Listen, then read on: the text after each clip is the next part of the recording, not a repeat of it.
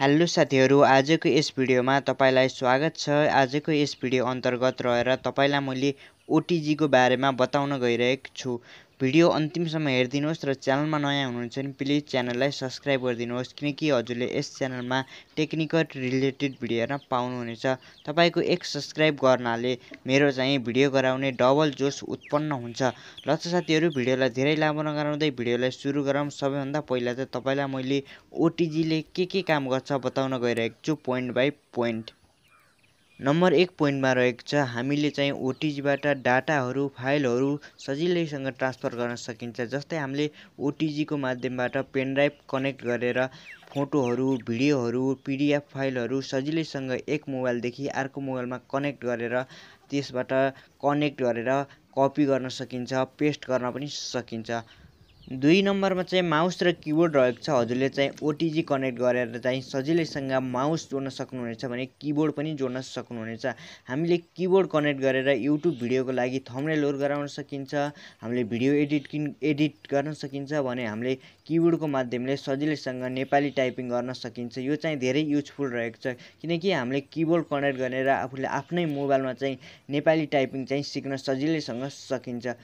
Number 3 पनि धेरै important रहेको छ किनकि हजुरले नम्बर 3 बाट चाहिँ धेरै युजफुल रहेको छ। यो युजफुल किन रहेको छ भन्दाखेरि जस्तै हजुर कतै घुम्न जानुभयो, घुम्न जाँदाखेरि हजुरको मोबाइलमा केही पर्सेन्ट चार्जिङ कम छ, जस्तै हजुरको 10% 20% चार्जिङ छ, त्यसपछि हजुरको ब्याट्री लो भनेको छ, त्यस्तो खण्डमा चाहिँ अब स्विच अफ हुन लाग्छ भने त्यस्तो खण्डमा चाहिँ हजुरले साथीको मोबाइल मागेर केही पर्सेन्ट ब्याट्री चाहिँ बढाउन सक्नुहुनेछ। ब्याट्रीको पर्सेन्ट चाहिँ बढाउन सक्नुहुनेछ 10-15%। जस्तै हजुरको 5% छ भने हजुरको 25% 30% हुन्छ। जस्तै हजुरले ओटीजी कनेक्ट गरेर एउटा मोबाइलदेखि अर्को मोबाइलमा चाहिँ सजिलैसँग केही पर्सेन्ट चार्जिङ चाहिँ कनेक्ट गरेर बढाउन सक्नुहुनेछ।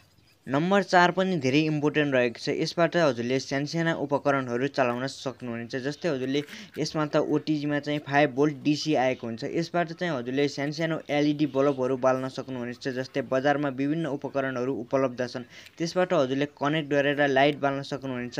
5 भोल्ट डीसी फ्यानहरु चलाउन सक्नुहुनेछ भने हजुरले इमर्जेन्सीको अवस्थामा चाहिँ त्यो इयरबड हुन्छ नि, इयरफोन चाहिँ हजुरले सजिलैसँग चार्ज गर्न पनि सक्नुहुनेछ यसबाट।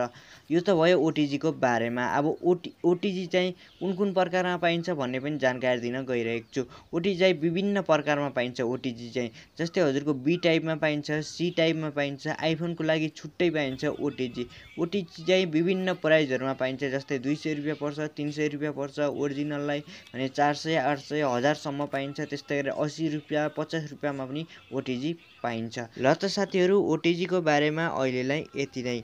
ओटीजी को बारेमा थप जान्न चाहनुहुन्छ वा प्र्याक्टिकल भिडियो समेत हेर्न चाहनुहुन्छ, जस्तै हजुरले भिडियो फोटो चाहिँ कसरी कपी गर्ने, कसरी पेस्ट गर्ने र माउस किबोर्ड कसरी युज गर्ने, एलईडी बल्बहरु कसरी बाल्ने, त्यसपछि डीसी फ्यानहरु कसरी चार्ज गर्ने भन्ने बारेमा छुट्टै भिडियो चाहनुहुन्छ भने प्लिज कमेन्ट बक्समा कमेन्ट गरिदिनुहोस्। मैले त्यसको लागि छुट्टै भिडियो लिएर आउने छु। अहिलेलाई बिदा हुन्छु। हस्त नमस्कार, बाइ बाइ।